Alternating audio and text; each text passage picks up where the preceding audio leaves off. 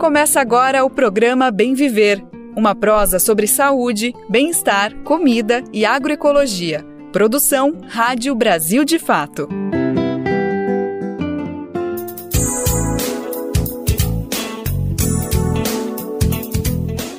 Olá, minha gente, hoje é segunda-feira, dia 14 de outubro, anota aí, rasga a folhinha do calendário, tá começando mais uma semana, cabeça erguida, energia pra cima, vamos lá, eu sou Afonso Bezerra e vou te fazer companhia pela próxima 1 hora, por aqui você fica por dentro de tudo, sobre agroecologia, meio ambiente, cultura, claro, os assuntos mais importantes do nosso dia a dia, então fica aqui com a gente, não desliga o radinho, não muda de estação que o programa tá só no comecinho.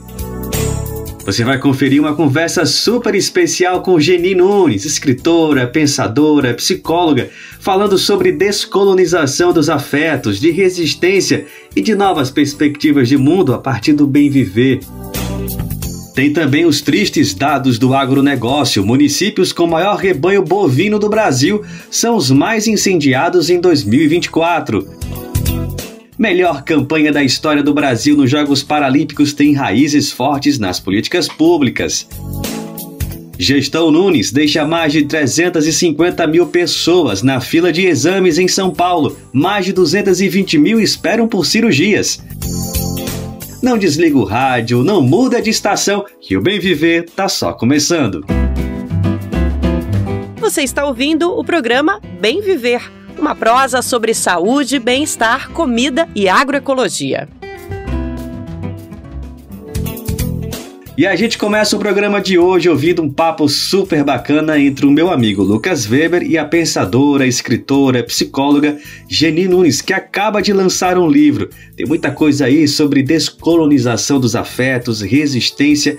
Olha, tem muito assunto. Vamos ouvir. E o Bem Viver de hoje tem a alegria e a honra de receber a pensadora e escritora Geni Nunes. Ela que é da etnia Guarani, é psicóloga de formação com mestre e doutorado na área pela Universidade Federal de Santa Catarina. Ela também é membro da Comissão de Direitos Humanos do Conselho Federal de Psicologia. Está chegando com um novo livro na praça, Felizes por Enquanto, dando continuidade nas publicações. Ela também é autora de Descolonizando Afetos e Experimentações sobre Outras Formas de Amar. Mas pode ser que quem esteja nos escutando conheça ela de outras maneiras, principalmente pelas redes sociais. Ela tem ali uma página, né? Geni Papos, muito famosa. As pessoas colhem muitas informações, conseguem aprender muito pelas outras interpretações de viver, de amar, que ela compartilha. Então vai ser uma alegria imensa conseguir colher um pouquinho de tudo isso que você espalha aí. A gente vai tentar sintetizar um pouquinho em 20 minutos, fazer essa missão quase impossível, mas a gente conta com todo o teu poder de síntese e toda essa tua apresentação. Geni, antes de tudo, muito obrigado pela disponibilidade, uma alegria imensa tê-la aqui conosco, viu? Lucas, eu que agradeço. Quero saudar, né, as pessoas que nos escutarem. É uma honra, uma alegria estar aqui hoje, então agradeço muito pelo espaço. Imagina, a gente que agradece.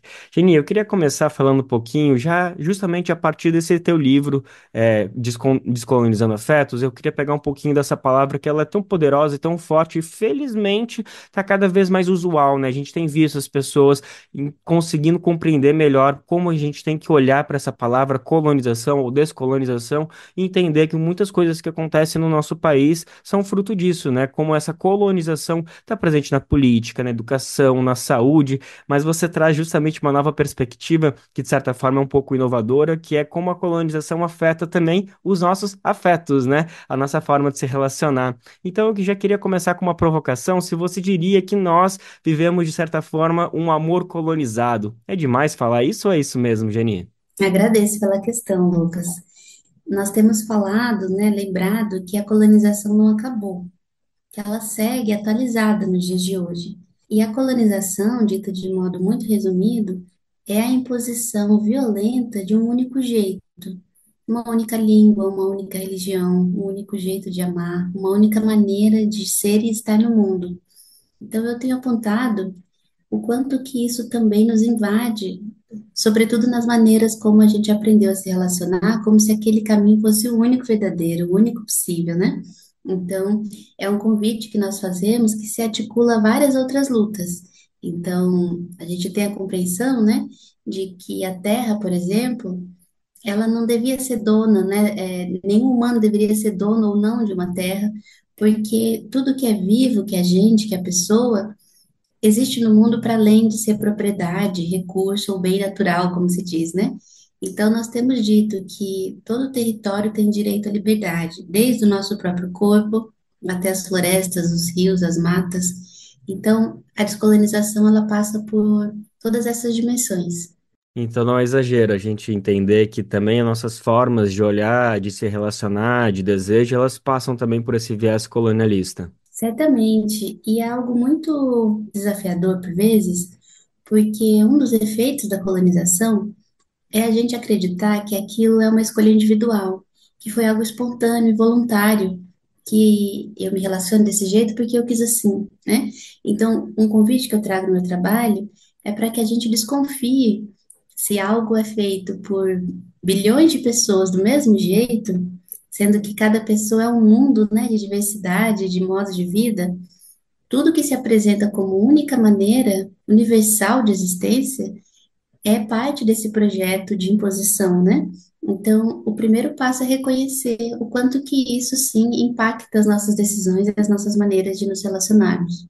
Perfeito. E você traz essa palavra muito sabiamente de desconfiar, né, de questionar, mas ao mesmo tempo é importante a gente falar que a gente precisa se colocar nessa posição de crítico, mas também saber olhar para outras referências, né? Não é como a gente precisa olhar, desacreditar e inventar algo novo. Existem muitos outros caminhos que a gente pode se inspirar e é muito disso que vem no seu livro, né? Então por isso que eu queria te ouvir um pouquinho de qual que é a importância da gente ver novas formas de se relacionar e buscando, por exemplo, na ancestralidade dos povos indígenas, dos povos de África. Por que que a gente também precisa olhar para essas experiências e entender que elas também podem ser nossas referências? Perfeito, Lucas. Nós temos comentado que em vários momentos aparece essa ideia de que é algo novo, né? Então, como se o cuidado com a terra fosse algo novo, o parto humanizado, entre aspas, fosse algo novo. Então, uma série de práticas e saberes dos nossos povos têm sua autoria borrada e são apresentados como um novo produto, né? Então, algo que eu tenho trazido no meu trabalho é de que há muitas maneiras de se relacionar e de estar no mundo e elas não têm nada de novo. Assim como quando alguém diz assim, ah, agora a homossexualidade está na moda, né? Como se a diversidade sexual fosse algo super recente, né? Isso também é parte dessa colonização que nos faz acreditar que tudo aquilo que não é a norma é algo inventado, é algo falso, é algo fajuto, é algo que é frágil, que não tem veracidade, né? Então nós temos pontuado, né, que não é que esses outros caminhos são uma salvação, dão a resposta de tudo. Aliás, é justamente sobre a ideia de salvação que a gente deve ter essa desconfiança. Mas é justamente abrir esse campo de possibilidades e trazer algo que eu comento no trabalho, né, que é essa dimensão artesanal das relações, sem que seja algo encomendado e plastificado, que todo mundo deve fazer do mesmo jeito, né? Então, esses saberes, essa diversidade, algo que aparece na minha pesquisa, é que a primeira noção de adultério que os missionários utilizavam é um adultério espiritual. Então, eles diziam que aquele povo que adorava mais de um Deus era um povo adúltero. Então, para você provar que é fiel a Deus, você não pode ter outros deuses ao mesmo tempo. E é justamente essa ideia de fidelidade que inspira a monogamia, porque é isso que a gente aprende, né? Como eu sei que sou amado, se eu não for amado e desejado ao mesmo tempo que outras pessoas. Então, é em torno da dificuldade de lidar com a concomitância, com a convivência, que esses sistemas se estruturam, mas nada disso é tão novo assim, né? Exatamente. E eu quero até aproveitar para citar, né, uma pensadora muito interessante num livro que eu li chamado Descolonização de Afetos, né, fazendo uma referência a você mesma, Eugenie, porque nesse livro você traz um conceito que eu acho que ele sintetiza muito do que você está trazendo, que é a caravela epistêmica, né, que eu acho que é justamente esse plágio, essa apropriação de tentar botar uma roupagem nova de coisas que já existem e, enfim, e tentam vender. Inclusive, essa palavra acho que cabe bem porque dentro dessa perspectiva colonial e capitalista, a ideia ainda acaba sendo vendida. Além de ser apropriada e plagiada, ela ainda chega como uma mercadoria, bota numa embalagem e tenta vender pra gente. É um conceito importante pra gente ter e começar sempre a olhar com essa desconfiança que você tá nos provocando, né, Geni? Exato, Lucas. E até queria comentar, né, que nós estamos vivendo, eu pessoalmente, mas também de modo coletivo, um grande luto.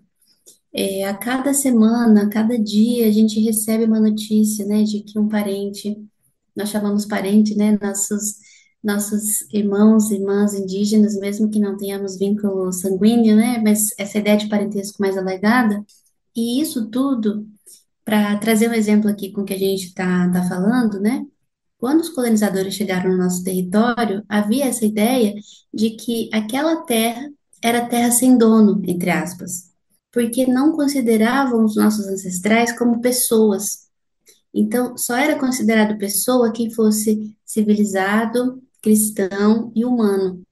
Então, a gente vai olhar para essa discussão e vai perceber que essas outras formas de se relacionar, elas são categorizadas como algo que não é desenvolvido, como algo que é supostamente animalesco, atrasado, como algo que é inferior, que é pecaminoso, que é vergonhoso. Então, toda a diversidade, eu tenho dito no meu trabalho, tudo que é parte da diversidade é antagônico, é o oposto da monocultura, em todas as suas faces, né? Então, nós temos pontuado isso. Nós não somos donos da terra, mas muito menos ainda quem invadiu esse território, né? Então, é trazer esse convite para que a gente reconheça os efeitos dessa colonização em todas essas suas camadas, né? Sem dúvida, sem dúvida. Geni, você estava começando a sua resposta falando que estamos vivendo um luto. No caso, você está vivendo um luto, e eu não sei se você ia se referir diretamente ao que está acontecendo no Mato Grosso do Sul, porque é a sua terra, né? Você cresceu lá, acabou desenvolvendo muito do seu trabalho em Santa Catarina, na Universidade Federal, mas tem um vínculo grande com o Mato Grosso do Sul, que a gente vivemos sim um luto coletivo por tudo que vem acontecendo nas últimas 2 semanas, duas mortes, dois assassinatos de indígenas ali em situações que a gente vê que não são condições normais, de muita violência, nessa luta pelo território que os povos Guarani e Kaiowá vêm tramando ali contra fazendeiros, pistoleiros, uma milícia rural, como bem chamada, vem bem denunciada. Queria abrir um parênteses assim, só para te ouvir um pouquinho sobre se tem te afetado diretamente por conta de familiares seus que estão lá, ou, claro, participa desse luto por conta disso que você estava falando, dessa relação parentesca de parentes, né, que as comunidades indígenas do Brasil trazem. Enfim, queria te ouvir um pouquinho de como tem sido esse momento para ti, se você tem de alguma maneira tentado se vincular, ou às vezes justamente uma distância é importante para você conseguir preservar o seu bem-estar, suas condições. De fato, Lucas, é algo que é um trauma muito grande, né, para os nossos povos. E essa violência, ela tem levado, né, crianças, jovens, mais velhos. Então, a gente está machucado, está ferido de um jeito muito profundo, né? Eu falo também como psicóloga, e o trabalho que eu faço com os parentes é justamente de fazer esse acolhimento, essa escuta, mas é evidente que não tem como ser uma escuta neutra em que isso não me afeta, porque às vezes o que aparece na grande mídia é, né, o indígena assassinado. Mas para a gente, aquela pessoa é alguém que a gente ama, é alguém que a gente conhece, é uma pessoa que tem seu jeito, seus gostos, seu nome, que tem um lugar no mundo, né? E é uma dor muito grande, porque a gente não é visto como pessoa ainda. Isso que eu trouxe, né, de 1500 ainda segue atualizado hoje. Então parece que essas vidas não contam como algo a ser pranteado, como algo a ser reconhecido como uma perda, né? Então, a minha mãe, né, ela vem do território do Paraguai, na fronteira com Mato Grosso do Sul, né? Eu passei toda a minha infância lá, depois fui para Santa Catarina. E é algo que na psicologia nós temos falado, né, na articulação de indígenas psicólogos, nós temos dito, né, que nós queremos pintar a psicologia de Genipapo e Urucum, para que a psicologia seja também um espaço que reconheça a especificidade do nosso luto, que reconheça a nossa diversidade também, né, de línguas, de costumes, de territórios também, né, eu estou falando da cidade agora, que é um contexto diferente, né, dos parentes que estão em retomadas, por exemplo, do território, né, então, isso tudo nos atravessa muito. E aí, no meu trabalho, algo que eu tenho buscado fazer, acho que todos nós, de alguma forma, no movimento indígena, é a gente ter a memória dessa luta também no nosso ativismo, né? Então, um desafio e um movimento que me toca muito, seguir também falando de poesia, seguir falando da nossa cosmogonia, das nossas línguas, dos nossos costumes, porque a gente não é só morte e violência, por mais que ela nos atinja de maneira tão invasiva e dolorosa, a gente segue nesse reflorestamento, que é um reflorestamento literal, né, que acontece nos territórios, mas é também esse reflorestamento do imaginário, de outras perspectivas, porque a gente segue, né, é até algo que eu queria pontuar, né, de que nenhum dos nossos parentes tá com armas, tá lá matando ninguém, ninguém vê morte de fazendeiros, não tem nenhum tipo de violência da nossa parte, né? Então, é algo que nós temos lutado muito para que até o Cacique Babau tem uma frase, né? O Cacique Babau Tupinambá, que ele diz: o que mata nossos adversários é o sorriso, né? Então a gente acolhe as lágrimas e tenta continuar também nesse reflorestamento. Esse reflorestamento que precisa acontecer dessa maneira que você está tão bem defendendo, né, de uma maneira metafórica, mas claro que tem vários embasamentos verdadeiros, mas que também precisa acontecer de forma prática, vendo tudo que a gente está enfrentando nesses últimos 2 meses, né, por todos os incêndios que atingem nosso país. Jenny, você trouxe essa linda expressão, né, de pintar a psicologia com genipapo e urucum, e eu queria trazer um pouquinho mais dessa tua frase porque eu comecei falando justamente como a sociedade já está tendo uma compreensão bem ampla sobre como a colonização afeta as diversas formas, né, de política, economia, né, saúde, educação, e você traz justamente essa perspectiva do afeto. Mas quero voltar então a falar um pouquinho justamente de como a colonização afeta, por exemplo, a educação. Eu quero te ouvir um pouquinho sobre as tuas memórias, um pouco talvez traumas, os teus embates que você precisou enfrentar e com certeza segue enfrentando para ter cursado psicologia dentro de dentro de uma instituição colonizada, que é as universidades, né, que vem de toda uma herança europeia. É claro que a gente também tem que valorizar, principalmente as universidades públicas que fazem um trabalho exuberante, temos que defendê-las, mas claro que também são atravessadas por esses traços coloniais. Então eu queria te ouvir um pouquinho como que foi, como está sendo, mas imagino que o início, né, a graduação deve ter sido um momento mais difícil mesmo de você ter chegado com toda essa bagagem que você exprime tão bem nos seus livros e tendo que encarar de frente essa psicologia branca, essa psicologia europeia, essa psicologia colonizada. Olha, eu sou muito grata, né, à luta do movimento indígena, às gerações que me antecederam, porque sem isso, né, eu não seria possível, em todos os sentidos, né? Então a gente vê que a nossa geração agora de acadêmicos indígenas é uma presença inédita nas universidades, né? É algo assim muito recente ainda. Então nós temos lutado muito pela permanência, não só no sentido financeiro, mas também em todo o, o que perpassa essa permanência, né? Então a gente vai ver que muitos dos currículos não só têm uma perspectiva diferente da nossa, mas contra nós.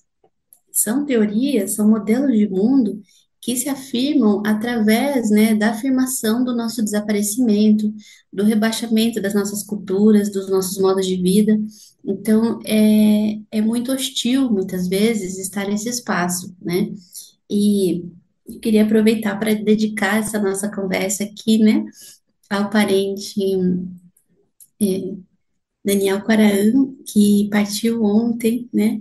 E ele era doutorando em antropologia e professor também, muito voltado, né, à educação guarani.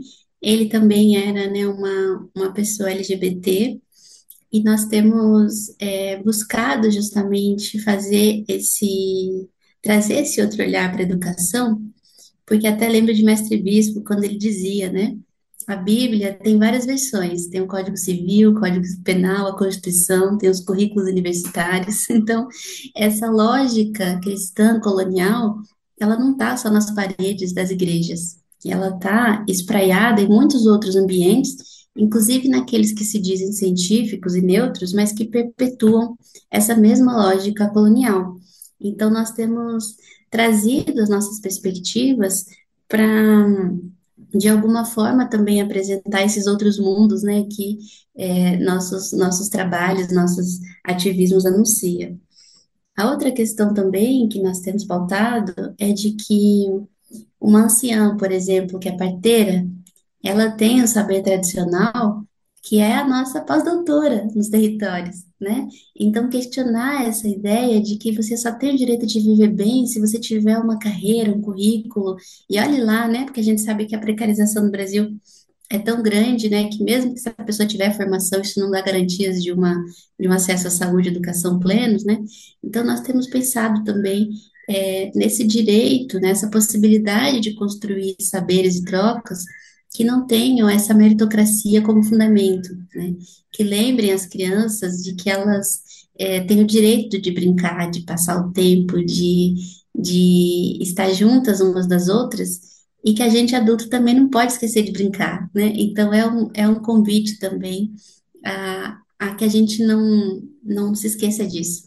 Que linda. Essa Janine Nunes, gente, ela é pesquisadora, pensadora, escritora, psicóloga indígena da etnia Guarani, tá chegando com um novo livro, Felizes por Enquanto. Ela também é autora do livro Descolonizando Afetos e Experimentações sobre Outras Formas de Amar. E, Janine, nosso papo tá chegando ao fim, mas eu queria pelo menos dar uma pincelada nesse projeto muito bacana, muito bonito que você está participando. É um podcast, né? Chamado Eu Sou Muitas. Ele é conduzido, apresentado pela artista clínica e professora Carla Giroto. São 17 conversas, entrevistas aí com diversas personalidades de diferentes áreas, entre psicoterapeutas, artistas, psicólogas, líderes comunitárias, para falar justamente sobre esses medos de violência, a jornada em direção ao autocuidado, ao autoamor, enfim, vários assuntos que acabam se relacionando. Você participou, né? O seu episódio, inclusive, já está no ar. Queria só pelo menos uma pincelada aí para ajudar a divulgar esse trabalho tão bacana para todo mundo conhecer, que é um papo, por exemplo, com você mais longo. Então, quem também precisar e quiser se deleitar mais sobre os seus saberes, vai ser uma boa forma de conseguir te ouvir com mais calma e atenção, né, Geni?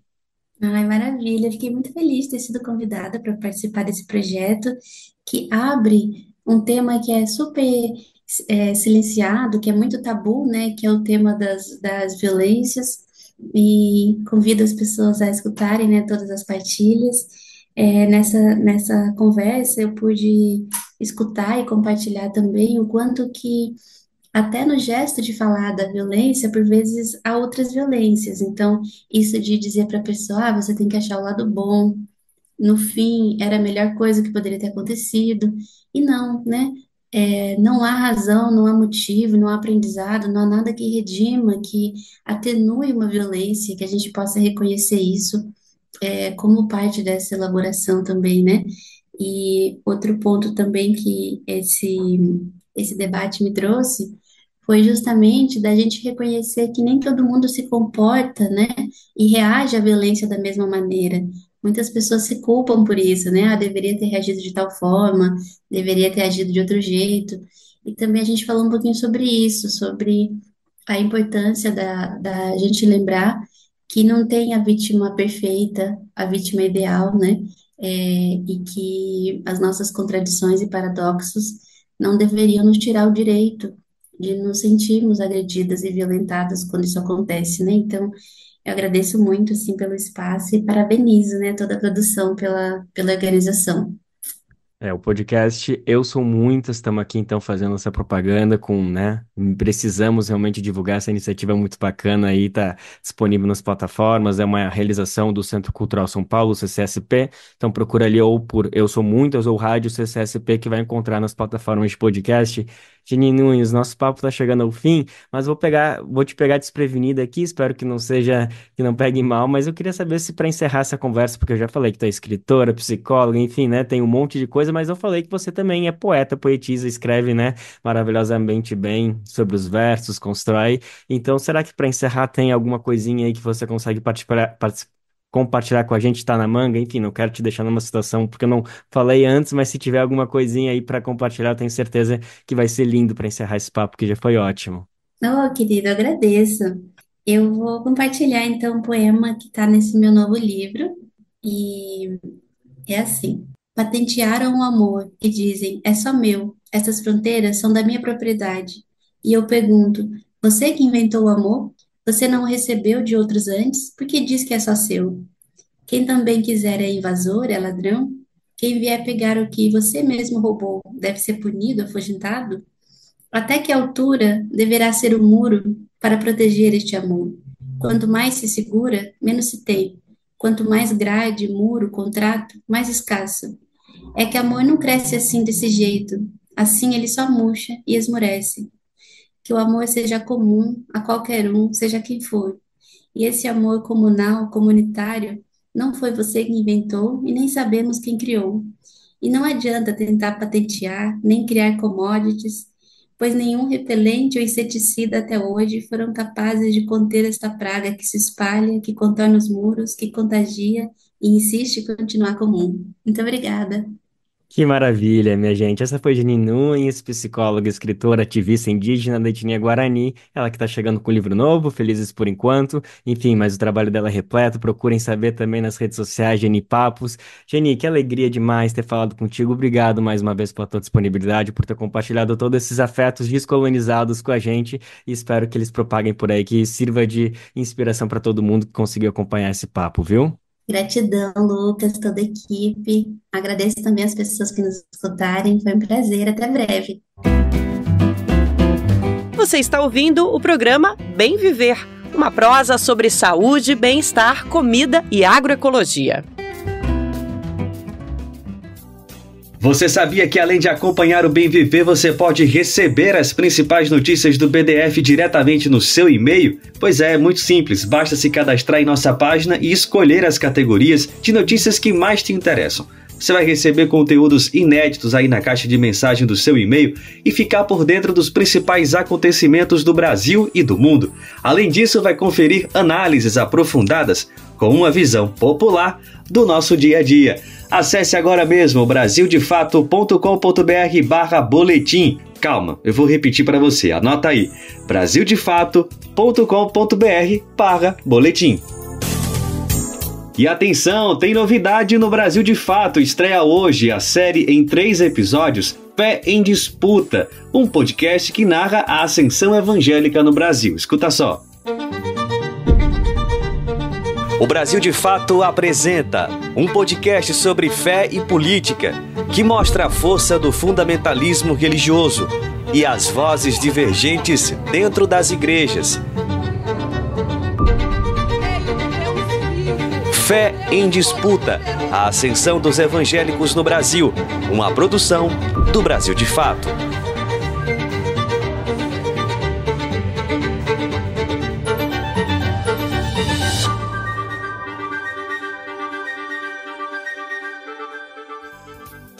A série está disponível nas principais plataformas de podcast e é inspirada no documentário Fé em Disputa, que está disponível no canal do Brasil de Fato, lá no YouTube.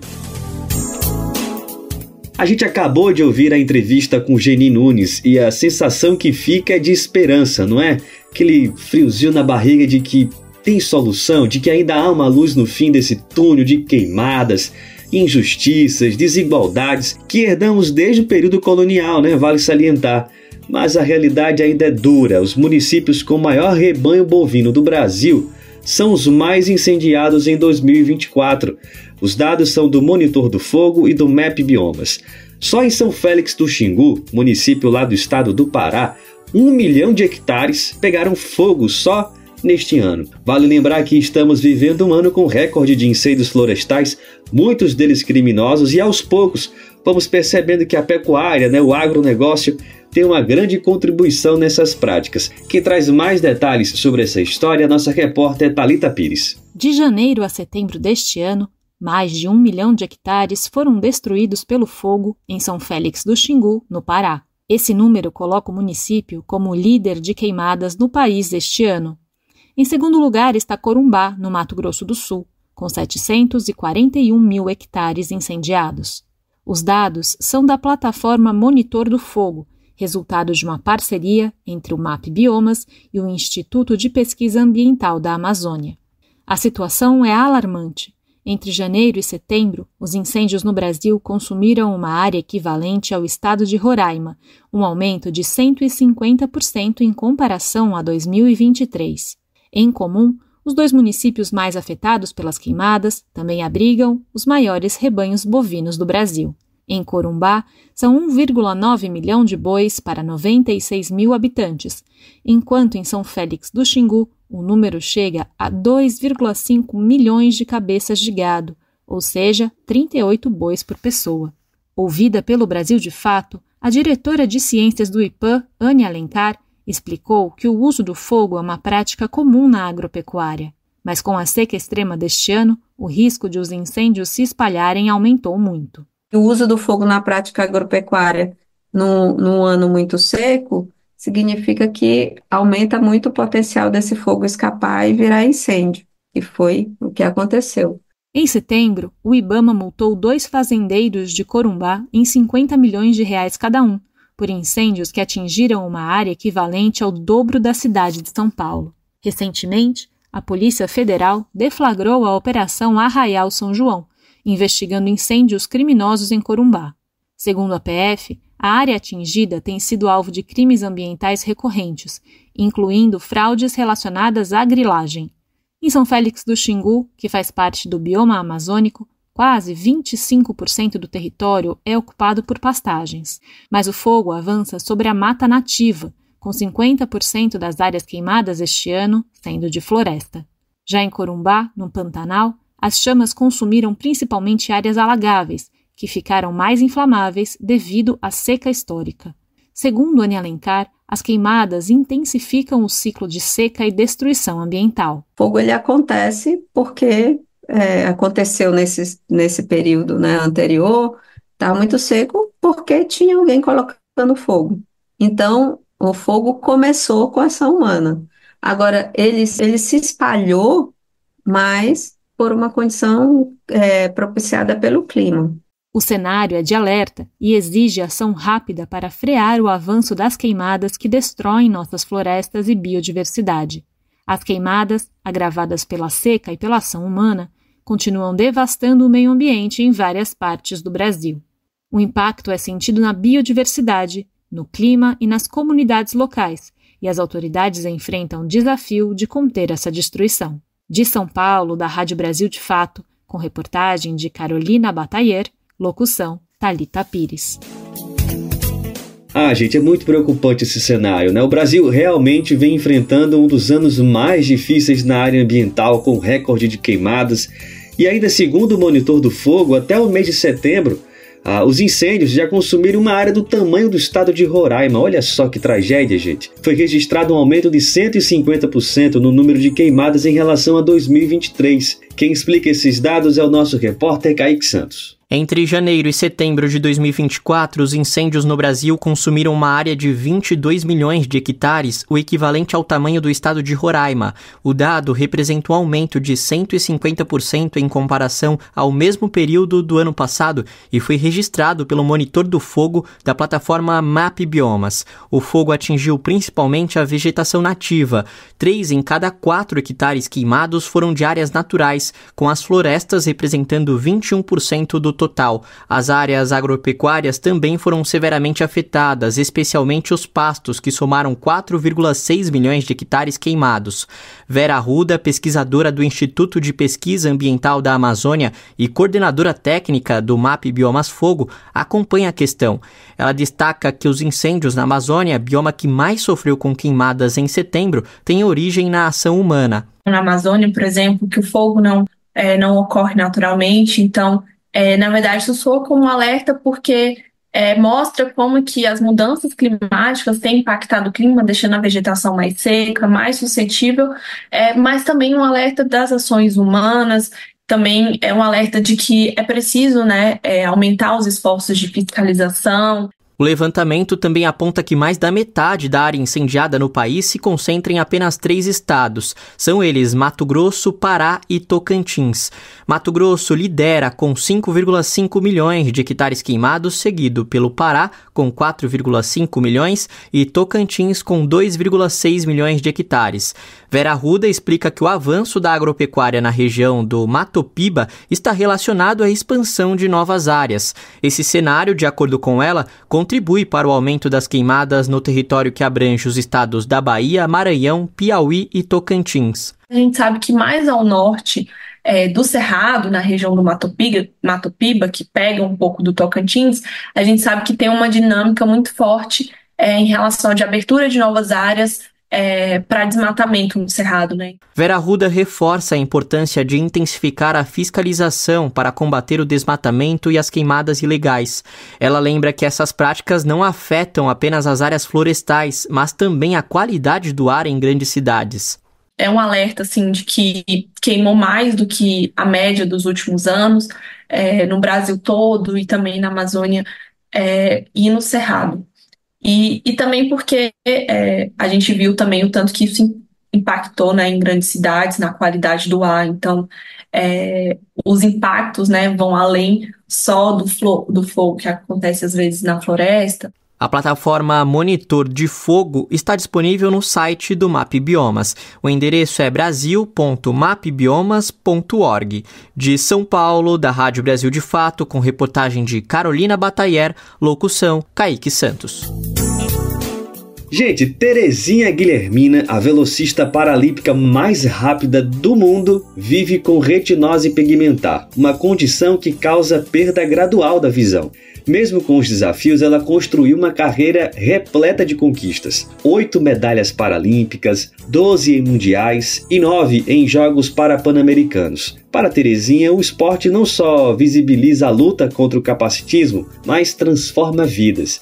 E carreiras como a dela têm feito o Brasil brilhar mundo afora nos esportes. Nós encerramos inclusive a participação nos Jogos Paralímpicos de Paris este ano com a melhor campanha da história, garantindo o 5º lugar no quadro geral de medalhas e consolidando-se aí como uma verdadeira potência paralímpica. Foram 89 pódios, 25 medalhas de ouro, 26 de prata, 38 de bronze, olha, muitas conquistas. Mas o que será que está por trás desse sucesso? Quem conta os detalhes é o nosso repórter Lucas Wilker. O Brasil finalizou os Jogos Paralímpicos de Paris com a sua melhor campanha da história. Em 5º lugar no quadro geral de medalhas, o país se firmou mais uma vez como uma potência na competição, com 89 pódios conquistados. Foram 25 medalhas de ouro, 26 de prata e 38 de bronze. Enquanto isso, muitas pessoas podem se perguntar por que o Brasil é considerado uma potência nas Paralimpíadas. A professora Andressa Mello, coordenadora de esportes paralímpicos do CTE, o Centro de Treinamento Esportivo da UFMG, a Universidade Federal de Minas Gerais, diz que o Brasil tem visto uma evolução plena ao longo dos últimos 5 ciclos da competição.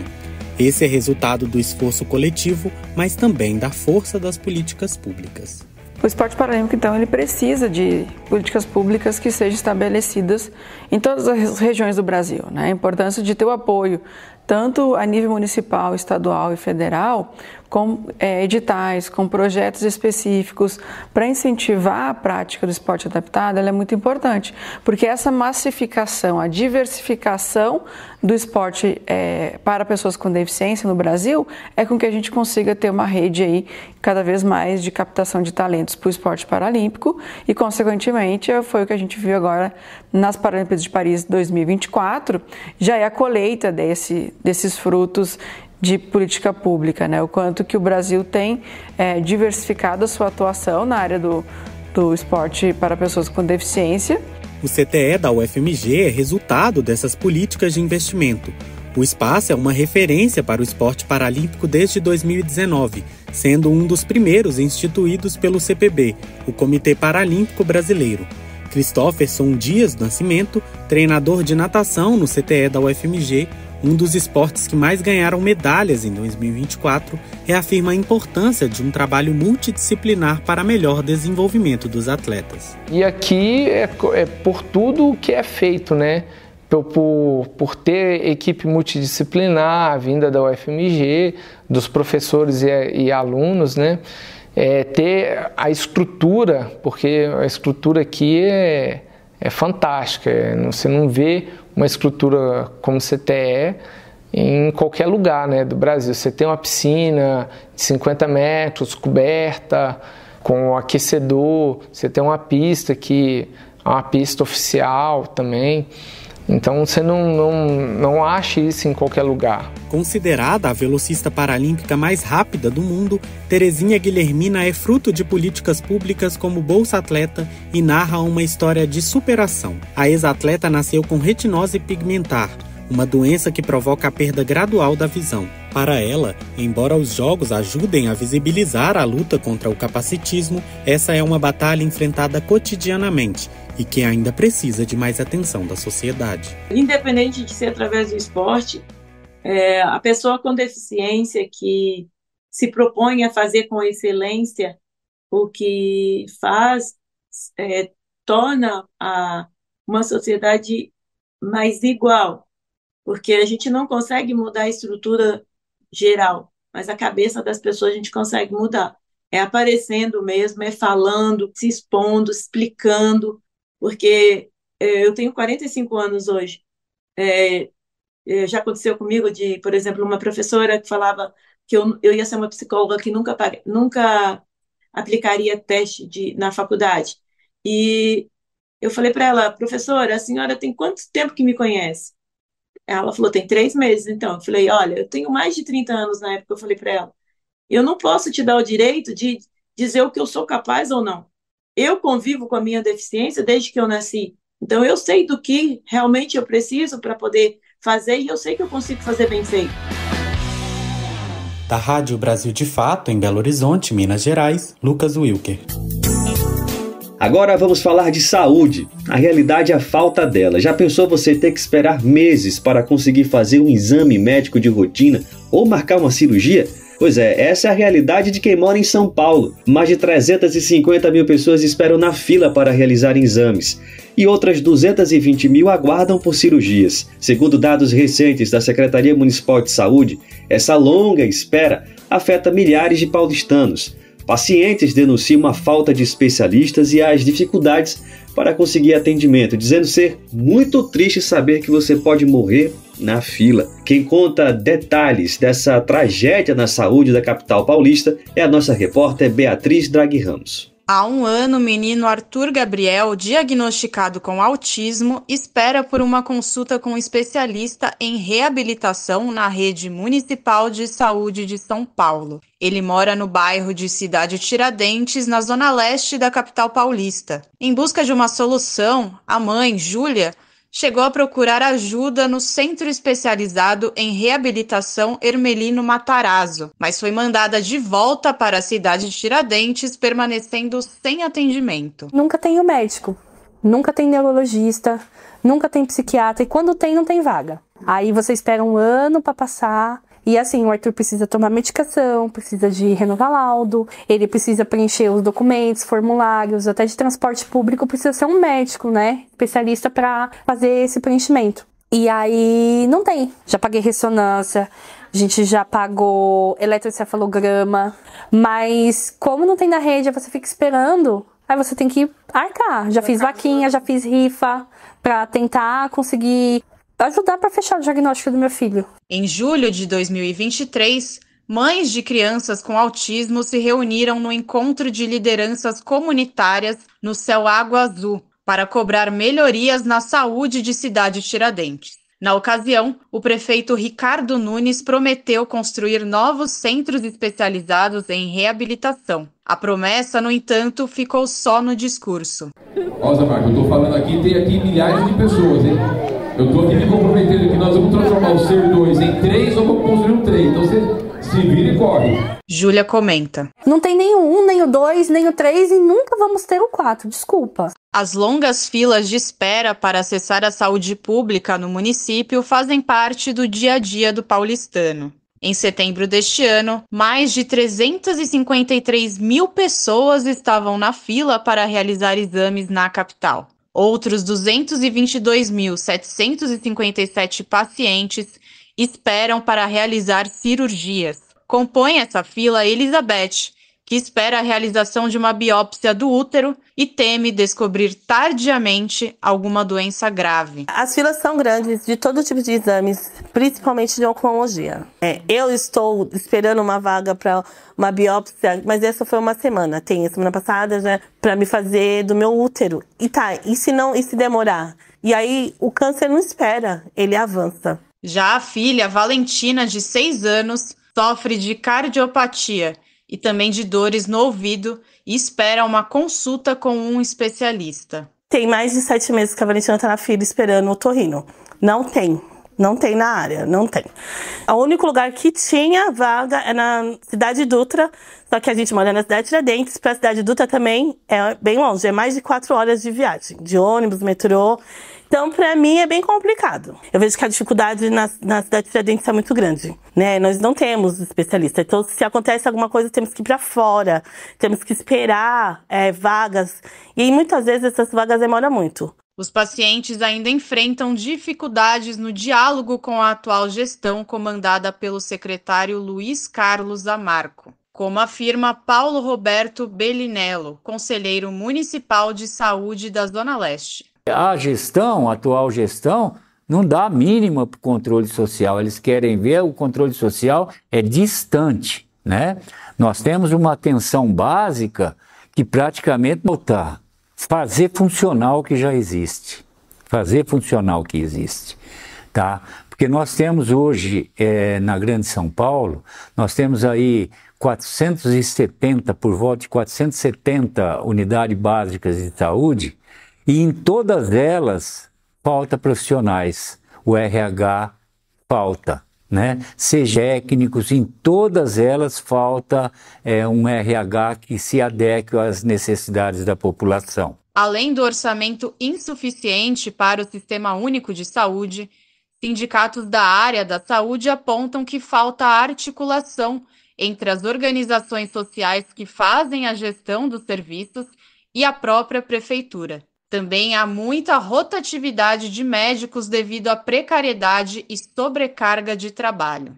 É o que diz Augusto Ribeiro Silva, presidente do Sindicato dos Médicos de São Paulo. Então, o que a gente precisa que seja feito e que não tem sido feito, uma organização mais ampla e mais centralizada da rede de atenção à saúde, a rede especializada, inclusive, a contratação de profissionais em número suficiente, né? E a instituição de infraestrutura. A impressão que a gente tem observando a forma como a prefeitura gasta esse dinheiro, né, é de que não há interesse de investir na saúde, principalmente nos casos em que não há um intermediário que possa se beneficiar com isso, né? No caso das unidades de saúde, e boa parte dos aparelhos de saúde do município, eles são geridos por organizações sociais. É uma escolha de manter a precariedade no serviço, principalmente na periferia. Elizabeth concorda. A única coisa que te garante a saúde hoje é que você vai morrer. E de verdade, na fila, sabe? É muito triste saber que você vai morrer na fila. De São Paulo, da Rádio Brasil de Fato, Beatriz Draghi Ramos. E vamos continuar falando de eleições municipais aqui no nosso programa. Na semana passada a gente trouxe vários dados aqui, né? E agora vamos trazer um novo, né? A partir de 2025, o Brasil terá 26.789 vereadores que se autodeclaram negros, segundo dados do Tribunal Superior Eleitoral, o TSE.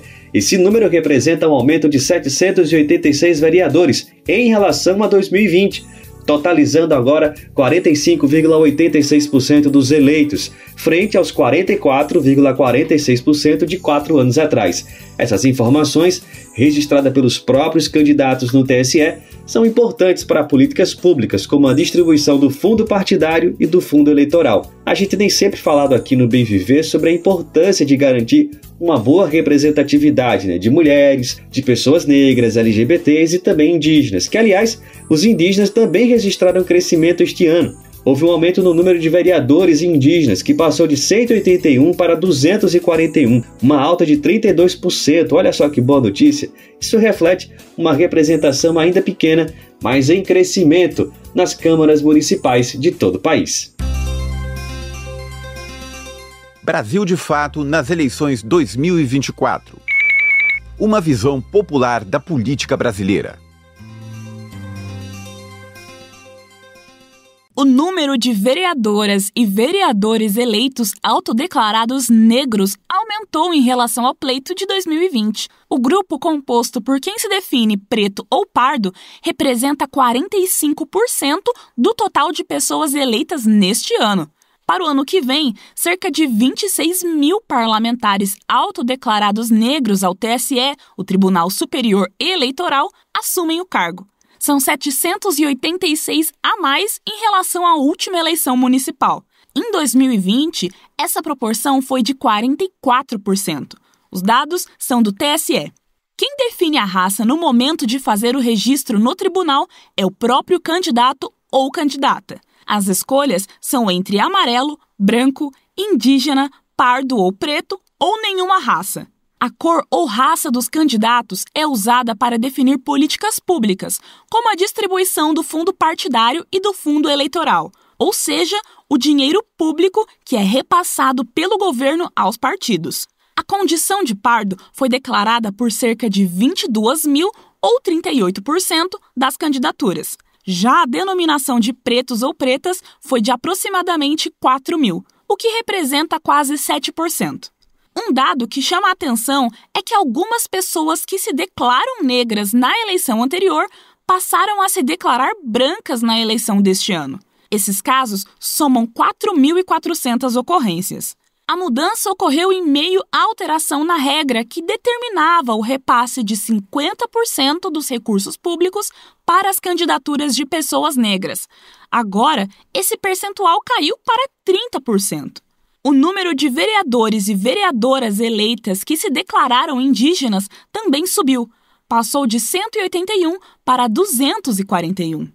O percentual ainda representa menos de 1% do total de candidaturas eleitas. Já a parcela de vereadores brancos encolheu.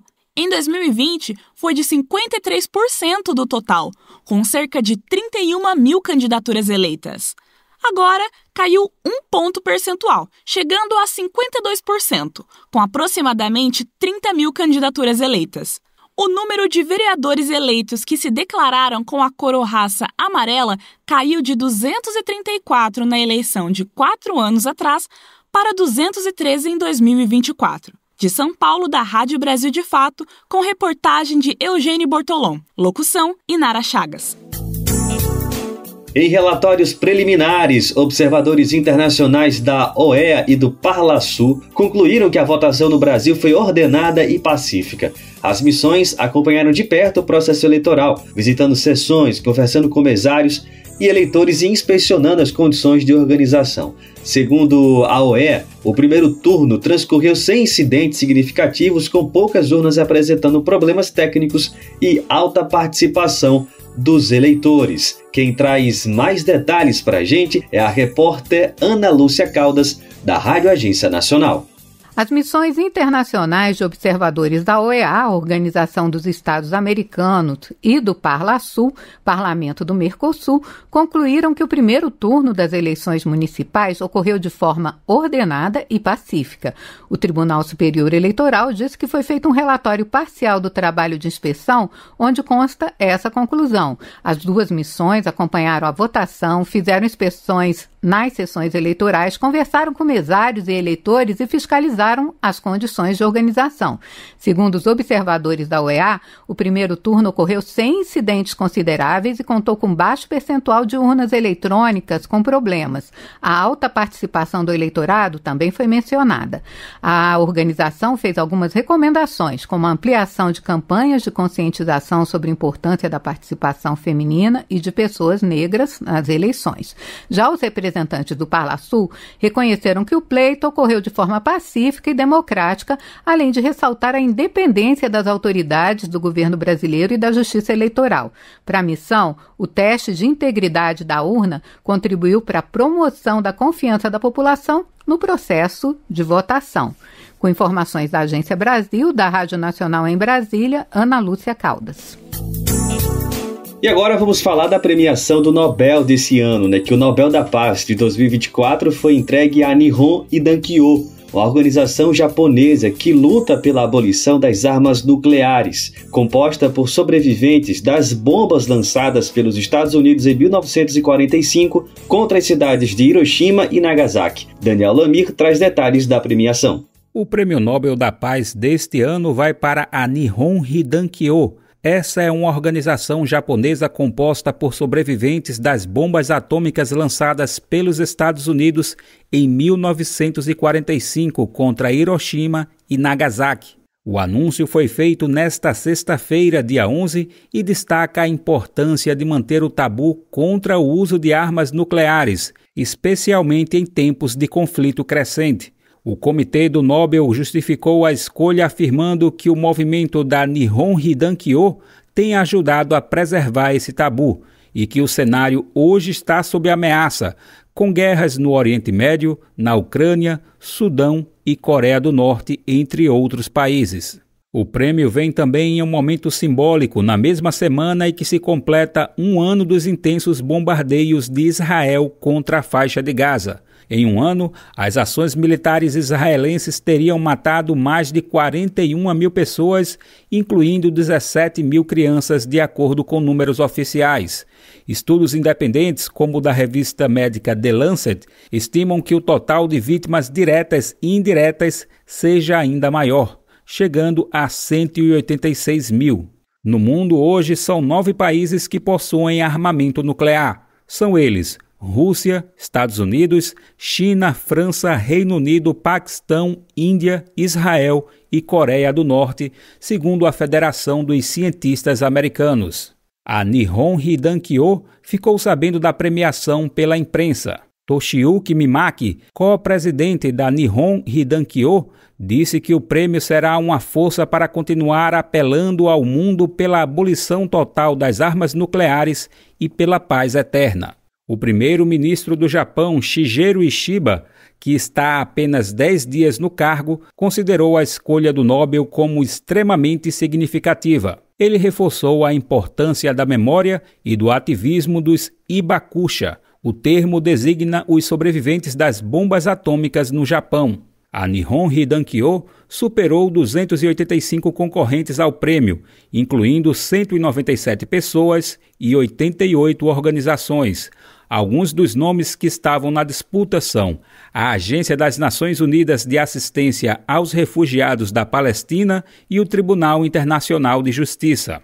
Também algumas personalidades, como o secretário-geral da ONU, Antônio Guterres, e o presidente da Ucrânia, Volodymyr Zelensky. Os detalhes sobre todos os indicados, no entanto, só serão divulgados em 2074. Essa é uma regra do Nobel, que mantém os nomes dos concorrentes e quem os indicou em sigilo por 50 anos. Do Recife, da Rádio Brasil de Fato, com reportagem de Gabriela Moncal. Locução Daniel Lamir. Agora é hora de prestigiar a música clássica paranaense nos museus de Curitiba.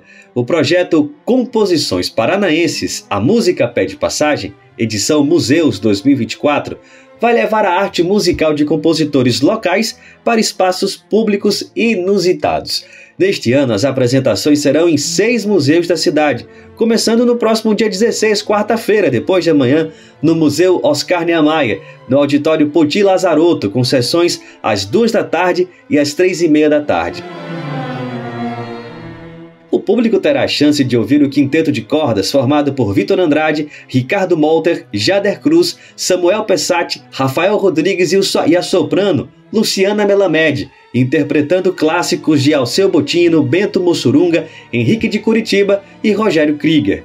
E para quem quiser saber mais sobre o trabalho, haverá uma conversa especial com os músicos após o concerto, além de uma visita guiada ao museu. As apresentações são gratuitas e acessíveis, com intérprete de Libras e presença de alunos da rede pública e instituições de apoio a pessoas surdas. Como parte das ações sociais do projeto, serão oferecidas oficinas de musicalização corporal. Que dica imperdível para quem está no Paraná, aí em Curitiba.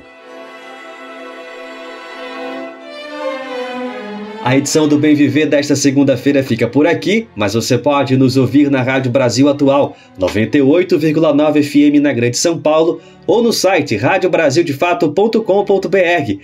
O programa vai ao ar em diversas rádios pelo país. A lista completa de emissoras que retransmitem o Bem Viver você encontra no nosso site, na matéria de divulgação diária do programa. E eu quero aproveitar aqui para mandar aquele beijo, aquele abraço para as pessoas que estão aí retransmitindo, aliás, para esses veículos que estão retransmitindo o nosso programa em todas as regiões do Brasil. Valeu pela parceria e muito obrigado também pela audiência. Mas se você também gosta de ouvir pela internet, pelo celular, o Bem Viver também fica disponível nas principais plataformas. Tá lá no Spotify, no Deezer, no iTunes, no Google Podcast. Dá para ouvir quando você quiser, a hora que você quiser. A apresentação do programa hoje foi comigo, Afonso Bezerra, o roteiro também. Edição e produção de Daniel Lamir, trabalhos técnicos de Luga Gattinone, Adilson Oliveira e André Paroche. A coordenação de rádio e TV é de Muniz e Ravena, a diretora de programas de áudio é Camila Salmásio, a direção executiva é de Nina Fidelis, o apoio é da equipe de jornalismo do Brasil de Fato. Você ouviu o programa Bem Viver, uma prosa sobre saúde, bem-estar, comida e agroecologia. Produção Rádio Brasil de Fato.